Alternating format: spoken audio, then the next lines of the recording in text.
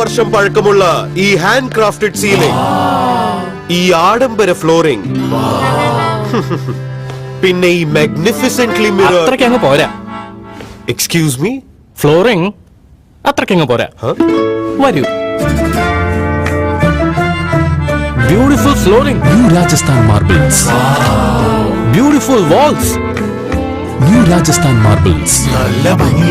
New style. Kerala കണ്ടതിൽ വെച്ച് ഏറ്റവും വലിയ marble, granite and vitrified tile showroom new Rajasthan marbles. Namaste, എല്ലാവർക്കും നമസ്കാരം. കേരളത്തിലെ സന്യാസിമാരുടെ കൂട്ടായ്മയായ മാർഗദർശക മണ്ഡലത്തിൻ്റെ ആഭിമുഖ്യത്തിൽ കേരളത്തിലുടനീളം ഒരു ധർമ്മ സന്ദേശയാത്ര നടക്കാൻ പോവുകയാണ്. സജ്ജനങ്ങൾ ഇതിനകം ഈ വിവരം അറിഞ്ഞിട്ടുണ്ടാവും. എങ്കിലൊന്നുകൂടി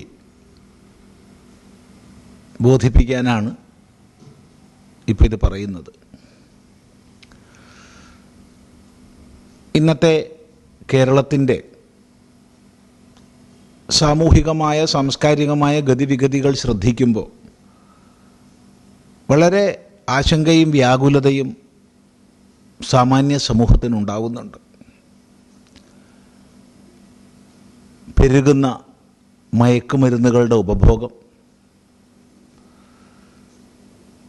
മദ്യത്തിൻ്റെ പിടിയിൽ അമരുന്ന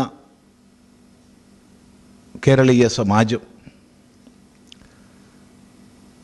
ഈ മദ്യത്തിൻ്റെയും മയക്കുമരുന്നുകളുടെയും ആധിക്യം കൊണ്ട് പെരുകുന്ന വാഹനാപകടങ്ങൾ, പൊലിയുന്ന ജീവിതങ്ങൾ,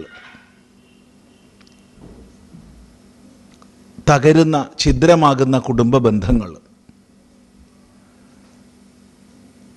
എത്രയാണ് വിവാഹമോചനങ്ങൾ പെരുകുന്നതെന്ന് നമുക്ക് ചിന്തിക്കാൻ വയ്യ. അമ്മയെ തിരിച്ചറിയാത്ത മക്കളും മക്കളെ തിരിച്ചറിയാത്ത അമ്മമാരും ചേർന്നൊരു സമൂഹമായി കേരളീയ സമൂഹം മാറുകയാണ്.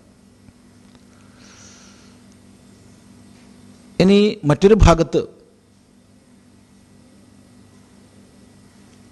പെരുകുന്ന ആത്മഹത്യകൾ,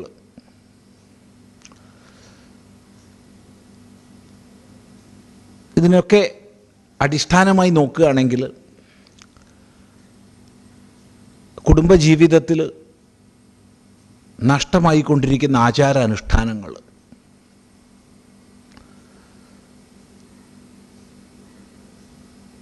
ആഘോഷങ്ങളായി പലതും നമ്മൾ ചെയ്യുന്നുണ്ടെങ്കിലും നിത്യ ആചരണങ്ങൾ നമ്മൾ വളരെ ഉപേക്ഷിക്കുന്നു.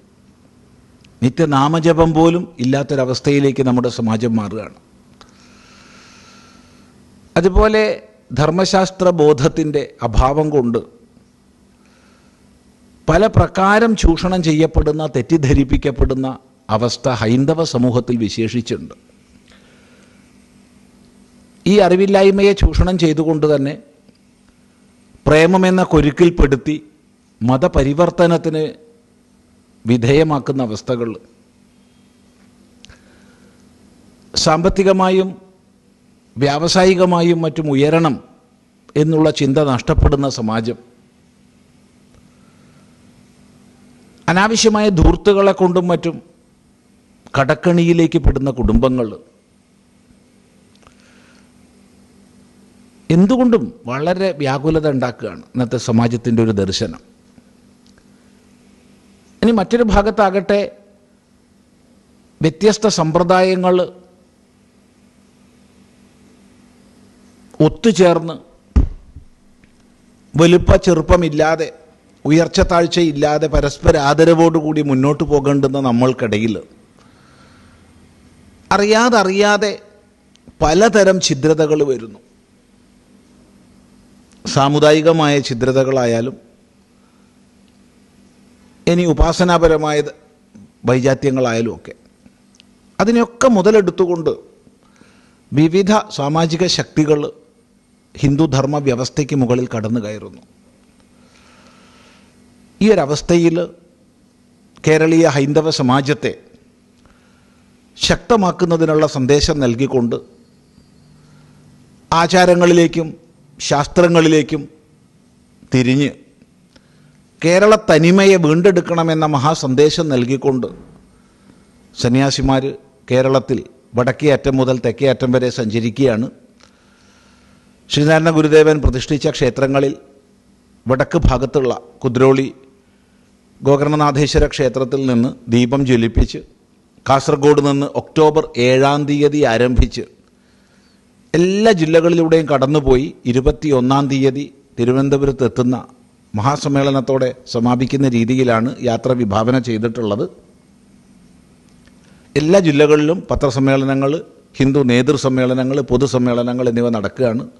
എല്ലാ സജ്ജനങ്ങളും ഒറ്റക്കെട്ടായി പ്രവർത്തിച്ച് പരമാവധി ക്ഷേത്ര സമിതികൾ അതത് ഗ്രാമങ്ങളിൽ നിന്ന്, പ്രദേശങ്ങളിൽ നിന്ന് സജ്ജനങ്ങളെ സമാഹരിച്ച് അതത് ജില്ലകളിൽ നടക്കുന്ന പൊതുസമ്മേളനങ്ങൾ പങ്കെടുത്ത് വിജയിപ്പിക്കുക, ധന്യരാവുക. ഹൈന്ദവ ചേതനയുടെ വലിയൊരു ഉണർവിൻ്റെ മഹാസന്ദർഭമായി ഈ യാത്രയെ തീർക്കുക. ഈ ഒരു സങ്കല്പം എല്ലാവരിലും ഉണ്ടാവട്ടെ. ഒക്ടോബർ 7 മുതൽ 21 വരെ നടക്കുന്ന ധർമ്മ സന്ദേശ യാത്ര സന്യാസിമാരാണ് സംബന്ധിക്കുന്നത്. എല്ലാ ആശ്രമങ്ങളിൽ നിന്നും സന്യാസിമാരിതിലുണ്ടാവും. ഇതിലുള്ള പങ്കാളിത്തം ഉറപ്പ് വരുത്തുക എന്ന് സജ്ജനങ്ങളോട് ആവശ്യപ്പെടട്ടെ. നമസ്കാരം.